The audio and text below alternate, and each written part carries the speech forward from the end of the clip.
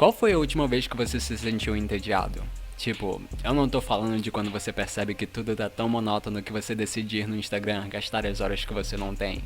Eu tô falando de quando você percebe que simplesmente não quer fazer nada, nem mesmo entupir o seu cérebro com informação inútil. Tipo, não preguiça. Tédio.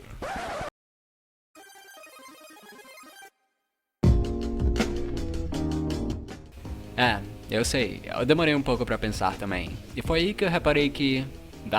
faz um bom tempo que eu não fico realmente entediado, ou pelo menos entediado por um longo período de tempo.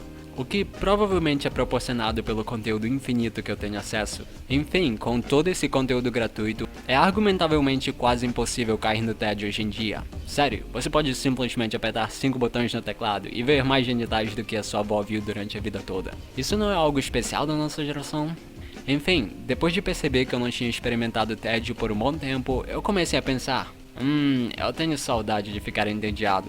Eu tenho saudade de deixar o meu cérebro tão desestimulado que ele começa a me bombardear com ideias estúpidas. E esse pensamento me lembrou da última vez que eu tinha sentido tédio. Eu tinha acabado os meus exercícios matinais e, de repente, aquele sentimento vazio me atinge. Eu não sabia o que era e, ironicamente, era isso que me frustrava ainda mais. A sensação é parecida como quando você tem algo a dizer e o que tem a dizer tá na ponta da sua língua, mas você simplesmente não consegue tirar pra fora.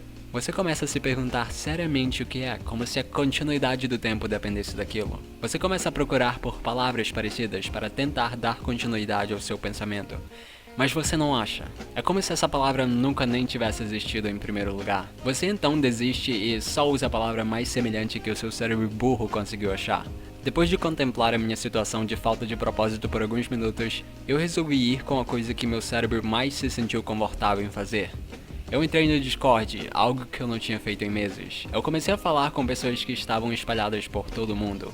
Um francês que tentou mudar o meu raciocínio sobre como eu vejo a relação entre desejos primários e o domínio desses desejos primários. Uma austríaca que explicou para aquele francês que satisfazer os desejos carnais como sexo e drogas nunca proporcionou felicidade durável para ela, e sim só momentos de euforia.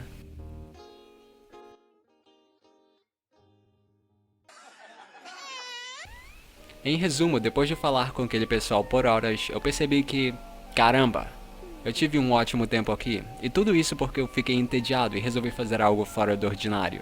O que dias depois me fez perceber que, não é surpresa que todo mundo era mais criativo e suscetível a pôr os pés em novas águas no passado.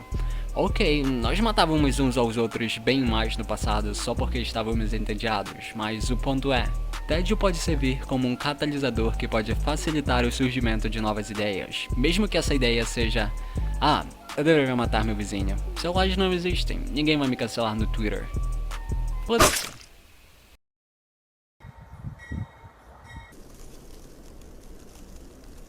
E tédio não é uma coisa que está desaparecendo naturalmente. As pessoas tentam evitar o sentimento a qualquer custo. É como se sentir tédio fosse pior do que se sentir mal. Tipo aqueles casais que sabem que não funcionam bem juntos, mas continuam empurrando a relação com a barriga até onde der. Simplesmente porque eles não aguentam ficar sem ninguém. E eles só escolhem ficar naquela relação que claramente não está indo a lugar nenhum, só porque eles não suportam o silêncio ensurdecedor da solidão. Quando você é confrontado pelos seus próprios pensamentos, é como se não houvesse saída, exceto que você sempre acha ela a um clique de distância. Reconhecer as falhas que o seu consciente aponta quando você não está no automático é bem difícil. Você é pego de surpresa por todas aquelas coisas que vem evitando há meses ou até mesmo anos. E a maioria das pessoas só foge desse estado de autoanálise o mais rápido possível porque... eu não sei, encarar a verdade é bem difícil. A maioria das pessoas tenta fugir desse estado de monotonia porque elas não querem ouvir o que a cabeça delas tem pra dizer. E, honestamente, quem quer escutar os seus próprios erros? Quem quer refletir sobre suas falhas e ouvir o seu consciente dizer o quão ruim você é? Até porque se você reconhecer a existência daquelas falhas, elas se tornam verdades.